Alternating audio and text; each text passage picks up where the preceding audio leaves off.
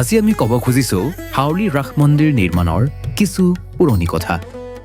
হাউলি ৰাস মন্দিৰটো নিৰ্মাণ কৰিবলৈ 1994 চনৰ 9 অক্টোবৰত হোৱা ৰাজহুৱা সভাত প্ৰথমখন মন্দিৰ নিৰ্মাণ সমিতি গঠন কৰা হয়।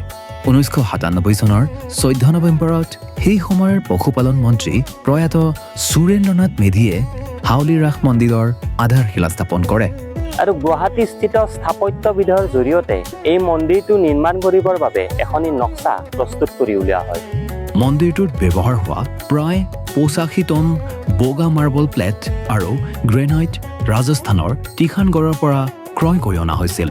হাউলি ৰাস মন্দিৰৰ ভিতৰত ৰাধা কৃষ্ণৰ 5 ফুট ওখ এযোৰ আৰু 3-4 ফুট ওখ 8 যোৰ ৰাধা কৃষ্ণৰ মাৰ্বলৰ প্ৰতিমা আছে।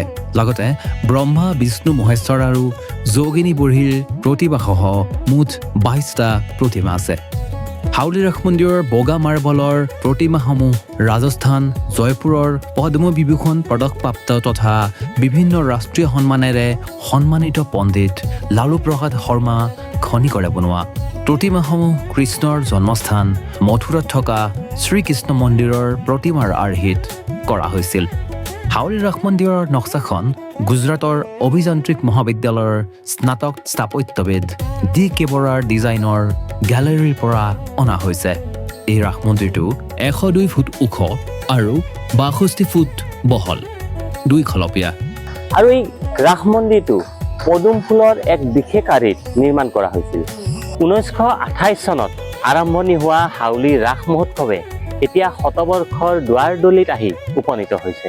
আৰু এইবেলি হাউলি ৰাস মহোৎসৱে 98 সংখ্যকত ভৰি দিছে।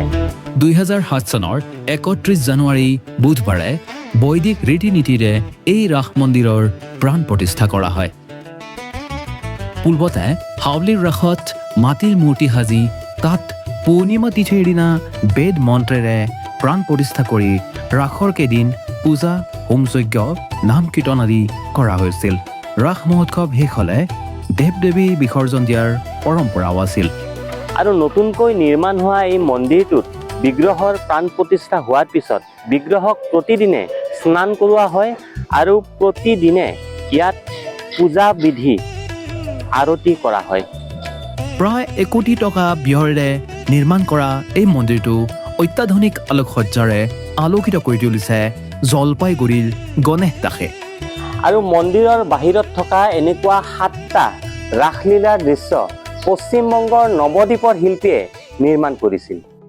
মন্দিৰটোৰ নিৰ্মাণ কাৰ্যৰ প্ৰধান মিস্ত্ৰী আছিল ঠাকুৰ শৰ্মা আৰু অমৰ চৰকাৰ, লগত প্ৰায় 40 জন হিন্দু শ্ৰমিক আৰু সহযোগী হিন্দু মিস্ত্ৰীয়ে প্ৰায় 10 বছৰৰ অন্তত এই মনোমোহা মন্দিৰ নিৰ্মাণৰ কাম সম্পূৰ্ণ কৰি তোলে। মন্দিৰটোত সৰ্বমুঠ খুঁটা 20টা আছে। ডাঙৰ খুঁটাবোৰ নিৰ্মাণ কৰোঁতে 6 ফুট দ আৰু 6 ফুট বহল আৰু 1.2 অনুপাতত চিমেণ্ট বালি দিয়া হৈছিল। মন্দিৰৰ সকলো কাম কাজ চোৱা চিতা কৰিছিল DRDAৰ অভিযন্তা নিকুঞ্জ দাস আৰু এই দিশৰ কাৰিকৰী বিষয়া দিবাকৰ নাথে।